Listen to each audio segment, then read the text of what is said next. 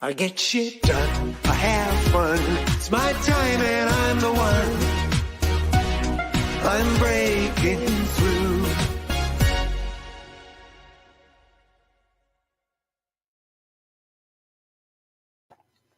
Hello and welcome to another episode of The Business Renovator. I'm your host, Coach Phil. Today, how to sell your business without selling your soul. Yeah, that is something worthy of having a listen to. If you're thinking about starting a business or you have a business, why start a business if you can't get rid of it without selling your soul? So we'll be talking about that with my esteemed guest. That's her area of specialty. And I'm looking forward to getting at least a 20,000 foot view of what that really means. But in the meantime, if you're watching this live, thank you for being here with us today. And if you're watching it on the replay, if you would hashtag replay and let us know where you're watching from, that would be of interest to us. And if you like it, share it out with other people. That would be fantastic. And one other request would be to subscribe to our YouTube channel. That would be fantastic. Now it's a shameless plug from me, a Focal Point coach.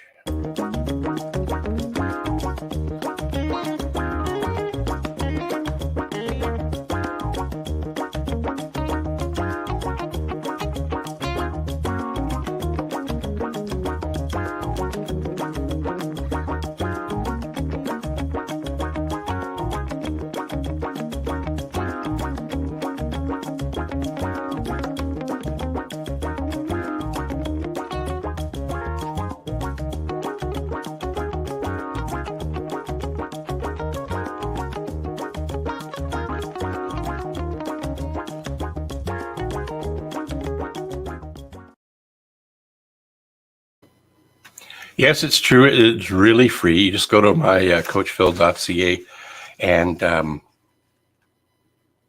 top right-hand corner of the homepage is a button. Click on the link and you can complete your own assessment about business growth. And if you find that there's a question of concern that you have, reach out. Let's have a conversation. It's a complimentary, no credit card required, to help you along your way. And if you don't want to reach out and have a conversation, that's okay too.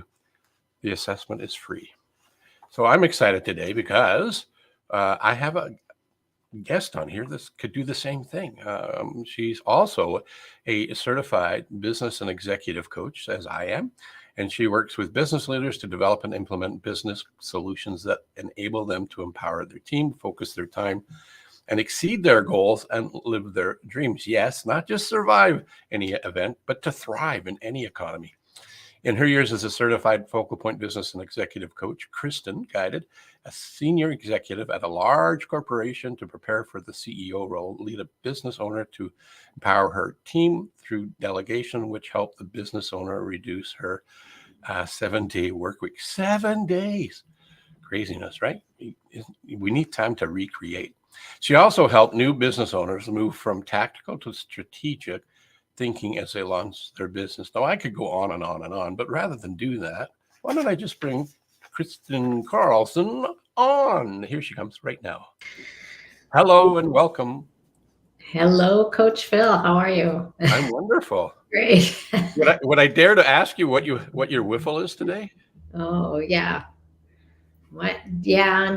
Let's talk about my wiffle. Okay. I am getting to be here with you today. That's my wiffle. I'm very Fantastic. excited to be here. So for those that don't know what wiffle, actually we left a letter off, not my bad, wiffles, and it's not plural, it's actually an acronym. What I feel like sharing. The reason we go there is that 75% of the thoughts we have, according to Sean Aker, who's a psychologist in positive psychology, that's what he says. So in order to balance that out, we need a 3-to-1 ratio, 3 positive ideas to 1 idea. And it's when I ask that question to clients, often we find that they struggle to come up with what's the good things in life. So thank you for stepping up and sharing and letting us know that that's your wiffles today. It's not plural, it's just one thing. And we have somebody on here wishing us good morning, somebody who I got to see a week or so ago. Hello, Brett. Thanks for stopping in, buddy. Appreciate that. Awesome. Hello, Brett. So we're going to talk about something, how to sell your business without selling your soul. And when you came up with that brilliant headline, I just could not use it, because selling a business is not like selling your home. It's a little bit more complicated. If you slap a for sale sign on the outside of your brick and mortar business, assuming like that's what it might be, you could kill the valuation of your business and put fear into your employees and concern and worry with your customers, right? Right. Those are what we would call potholes. Exactly. So I think people that are thinking about selling, how can we do some analysis of where they're at so they can really build up that business and make it super attractive to a buyer, instead of feeling like they just have to give away their assets and not get what they really want for that business after they've put their blood, sweat, and tears into it for so many years. Yeah. Do you have any idea or any stats on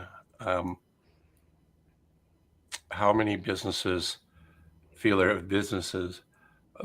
There's two paths I'm going with this thinking. And one is that what they perceive the value of the business is a far bigger number than what the market is indicating. Is that a high or low percentage of business owners? I think it's a high percent that really want more than it's really worth, or Right. what someone's willing to pay for it. Yeah. But that could be fixed, right? That can. With coaching. We have a great program really to build that growth, so a buyer really wants to see that year-over-year growth. They want to see a leadership team that can come with the business, that really owns those customer relations. They really want to see the systems and processes in place to run the business. So I think those are three good questions that a business owner should ask themselves. Do I have these things in place? And if not, how can I get there, right? To get that highest value. Would you mind recapping what those three things are? Just so Sure. Clear. Sure. So the first one is that year-over-year growth. Is there growth in the business? And that's really business coaching. That's what we focus on, right? Is how can we build that strong foundation so the business can grow and be sustainable and really thrive. And the second one is there a leadership team that owns those relationships with the clients, that really can keep the business rolling after someone else buys it? And the third one is the systems and processes. So are the systems and processes documented and followed by the team to really run the business? Or is it all in the business owner's head, right? So that's the goal, is how do we get that out of their head and into some repeatable systems that the business uses? I like Michael Gerber's comment in his book, The E-Myth Revisited. He said that our businesses should be franchised. Now, he's not suggesting that we make our businesses a franchise. Certainly that is an option. But that's not what he's getting at. What he's getting at is what you're talking about, is systematizing your business so that it could run with or without you. You could hire a CEO or a general manager or whatever position you need, and you could take off for 2 months, and everything would be the same within the organization, because there's, as you were talking about, strategies to run the business. So it's systematized. So if you haven't read that book, that would be a book for our audiences, members, to go jump on and have a look at. And definitely, and maybe you won't feel the need to sell your business if you get it to a point where you can take those vacations, right? And yeah, running smoothly. You just reminded me of a past client in the heating, ventilation, and air conditioning space. And at the initial stages, when he eventually jumped on and hired coaching, he wanted to sell his business. After 4 months of working with a coach, to your point, asked him, now what would he sell his business for? He says, not for sale. we persisted and said, so yeah, if it was for sale, how much? It's not for sale. His whole energy changed around it at that point in time in his career. So you bring up a really valid point. Right. I mean, is the reason you want to sell is just because you are working too much. You're working 7 days a week and you are in the day-to-day firefighting mode. You're that technician in the business, right? So how do we change that to give you more time to be strategic and really build that business? And sometimes people get tired of it turns into a grind. The passion for it has disappeared because they've lost they're scatterbrained, or they're tired because they don't seem to be able to making any progress, and they see all others that are in business and they're playing golf or taking holidays or doing things that they thought they were going to do, and their business isn't allowing them to do that. Or is it the business? Right. Right. Our job. Or is it the lack of systems that you were mentioning earlier? Right. We have I don't know if you want to talk about this now, but we have a slide that we could use to have a narrative about the process of selling a business. Do you think it's time now to show it, or do you want to? We can definitely talk about that. And the other thing too is it's not always necessarily to sell your business. It could be to sell it, which would be the exit strategy. But there's another word we could use to that, and that would be futures. And so you get to the business where you're now more passionate about it again, or you are looking for a way to do some other things. You have some interest in another industry, another market segment, and you would like to expand. So that could be the futures. But let's show the exit and succession. I'll bring that right up here. There we go. And so the first one is strategic. There's 3 types of buyers. So we're going to talk about that today, right? So strategic is fair market value plus 18 to 36 months of marketing / selling, 0 to lots of seller involvement. Anything you would like to add to that? Right. So this is somebody that sees they can take your business even further, or it's a part of their strategy. Maybe they already have several of these businesses and your business is key to grabbing the market share in your area. So they are willing to pay above the market for it. Yeah. And the other thing they might be motivated to take on is that you might have something in terms of a service or a product line that it's easier to buy your company versus trying to start from ground zero, right? Right. So it's a perceived value of it. And so in that last point, just 0 to lots of seller involvement. So how involved do you want to be after the sale?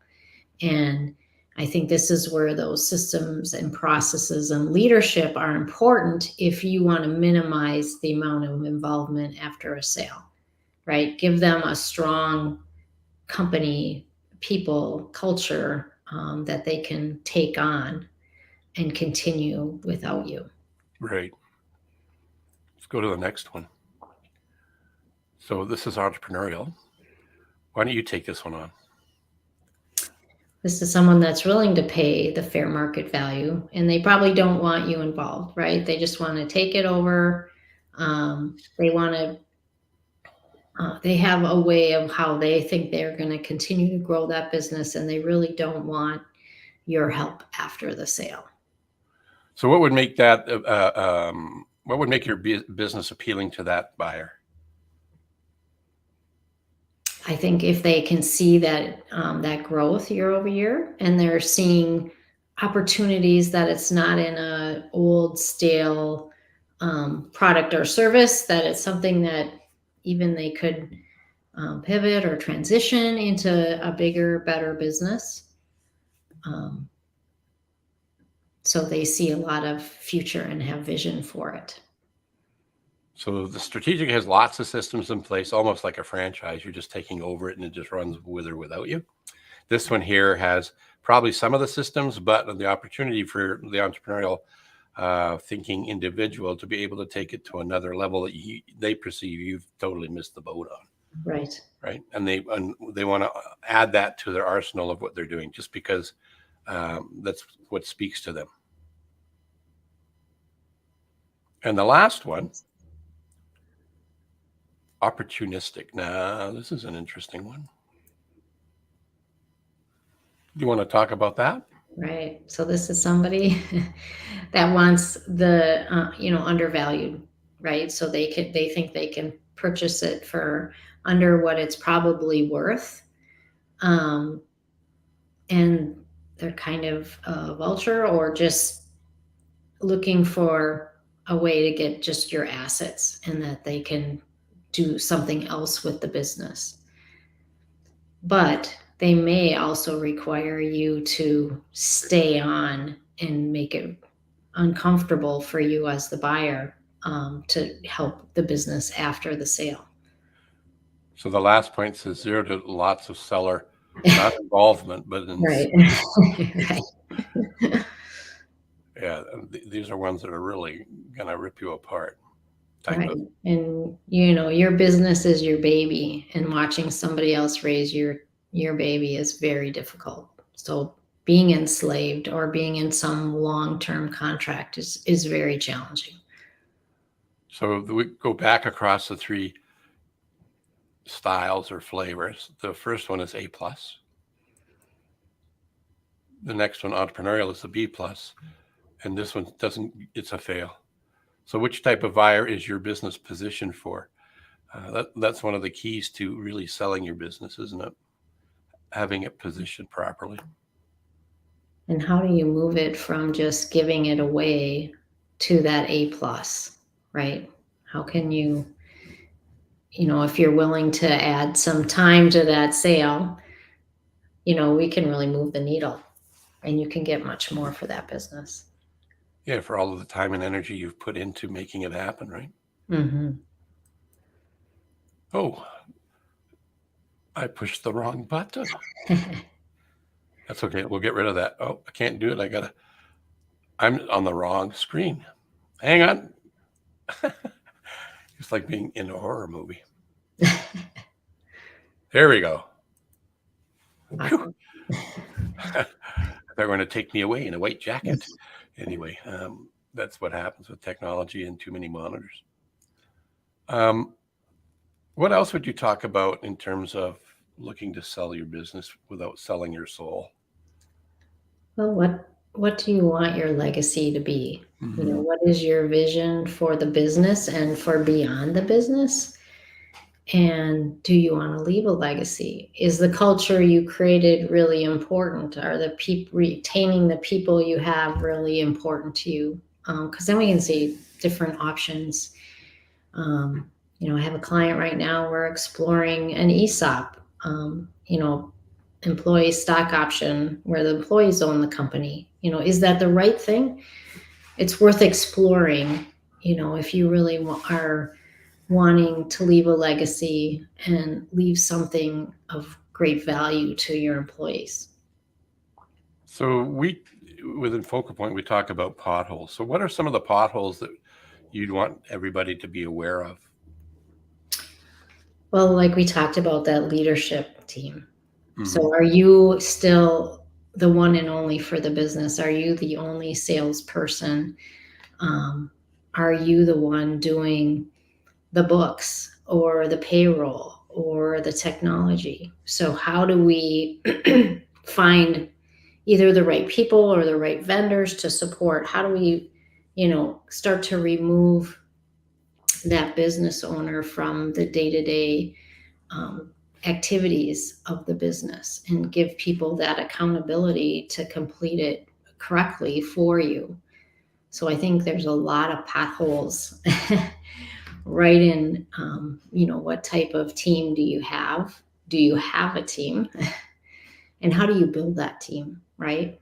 And how do you build a culture within your business that people want to stay and want it more than a paycheck, right? Right. So when you're talking about the team with the business, you're talking about the team within the business. right? The The people people that that are the are on your influence. payroll, right? Yes, There's another side of the business team, though, if you're looking to sell your business, isn't there? there is. So there are your trusted advisors, your CPA, your attorney, a broker, Like a business broker, business broker, right? Yeah. a financial planner. Um, how can we work together? And I think that's where the business coach can be that glue to pull these people together. That if we all know your strategic plan, we can work together to help you meet your goals. And in a shorter period of time than often they do it on their own. Right. And I've heard from one of the people who mentors both of us, Greg DeSimone. I've heard him say that the team for selling your business could be as many as 15 people or more along the way. And so you've listed some of the titles of those people: CPA, attorneys, business brokers, business coach. There's a variety of others, right? But Mm-hmm. do you have some other labels or titles that you can think of to let people be aware of? From a support system. Yeah. So putting your team together to actually exit out of your business. Right. There's- It might be if you have a technology vendor, somebody that's managing your technology, that would be someone that we'd want to include. Um, What about a banker? Banker. Yep. Banker, a bookkeeper, Yeah. all of the people supporting you that might not be your employees, and pulling them together so we can have a strategic meeting together. So we're all working together to help you succeed instead of independently, right? And I think those trusted advisors are good at telling you what you need to do to improve your business, and the business coach is going to help you with the how. How are we actually going to implement that and put it into your business and make it part of that repeatable processes in your business? Yeah, I think the other thing that the business coaching side of it brings to the table is they're like the conductor, and they hold your feet to the fire as to what you said the goal is, because we don't care what your goals are, right? You better, because it's your business, right? Why are you selling the business, and what are you going to do with that? So to help you achieve that, helping you with a team of experts and professionals to help drive your business to where you want it to be and where you want to show up in terms of the exiting of your business, right? Right. Some business owners go to that broker when they want to sell, and the broker says, you don't have a business that can be sold, right? Yeah. So those are the people that really should reach out to a coach and say, okay, how do we make this happen so I can build that sellable business, right? Or transition, and do it the way you want it to be transitioned. Yeah, because if you don't have the systems to transfer to the new owners, why would they want to buy it? Unless they're the opportunistic and buy it, pennies on the dollar, and then you walk away with just getting your assets looked after. Maybe less than your assets, you might end up losing. Right. But having a team of trusted advisors, like what we've already talked about, would help eliminate that, or and help you maximize the valuation of your business so you can get what you deserve, realistically fair market value, right? Right. Cool. I want to share your website now. Would that be okay? That would be awesome. Well, just see if I can make that happen. I can, actually. With ease. I just did something magical. Here it is. I'm going to make it even bigger. And to make it easier for those that cannot read this, I'm going to put your URL up there right here. That's easier. So if you're trying to get hold of Kristin to find out more about your processes of selling a business, this is where you can get hold of her: KristinCarlson.focalpointcoaching.com. For those of you that are just listening to this, that's where you would find her. To let And you know, go ahead. there's also that exit readiness score tab Right. on there so that you can check out where you're at with your business. Exactly. That would be right up here. And to make sure you've got the right expert, I'm going to go here. No, I got to go here. There we go. That's her. See, the pictures match. So you'll know that you've got the right website. There you go. So what happens if we click on this? It does this. So it walks you through this assessment, which will help you get to the answers. And if you're looking for help, this is how you get hold of her. You can capture her content or contact information. And as you can see, she's not overly aggressive. She's very sincere. I've had the opportunity of working with her for a few years. And she really does care about you. So one of my favorite mottos is no one cares about you until they know how much you care about them. Well, for certain, that is this lovely lady here. Just wants to make sure that you get to where you want to get to with a minimal amount of stress, right? Exactly. Here, I'm playing on the wrong screen again. Wow. So words of wisdom to wrap up and summarize. We're certainly not doing this at a granular level. It's a 35,000 foot view of what to consider when selling your business. One would be to have a conversation with an expert like yourself. I certainly could do it, but I choose not to do it. It's not an area of expertise that I want to dabble in. I've taken the training and I understand what it's about. And my happy space is somewhere else, as you know. But I'm not afraid to introduce people to people like you who could help them out. So what would you summarize today? Well, I think even with Stephen Covey's, how can we start with the end in mind, right? Mm-hmm. So one of the ways to be successful is, even if it's 10 years out or you even don't even know when it is, it's always good to say, okay, let's get started. Let's get a baseline and then figure out what are the great things that we can do with this business over time. So it will be of huge value when I want to sell. And a quick and easy way to get the ball rolling is to go to your website, do the assessment, see what that tells you. If it brings up some points you don't understand, reach out to you and have a conversation. The initial conversation, there's no fee, is there? No, I'd love to chat. It's complimentary and informative. And then at the end of it, then you guys can decide of what the next step is. And go from there, right? Exactly. Well, I would like to say thank you for being here and talking about this topic about selling your business without selling your soul, and helping people be aware that having a strategy is a really good idea. I think there's a high percentage of people that don't even think about that until it's too late, when they get tired. And when you start the business, that should be one of the things that should be part of your long-term vision, right? Is what do I do? How long do I want to own this business?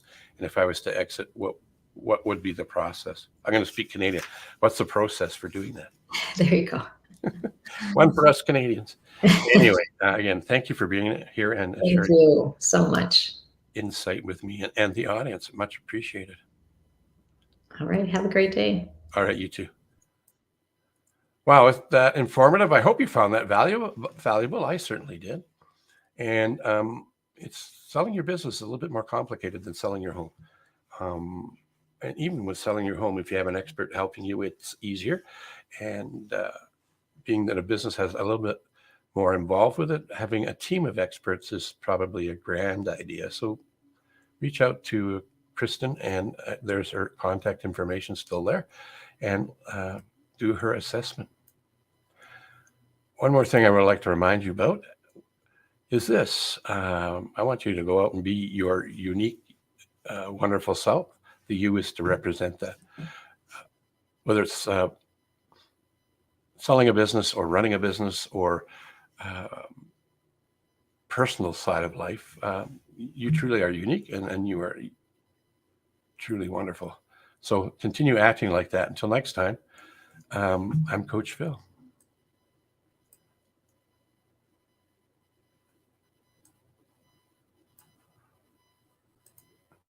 I get shit done, I have fun.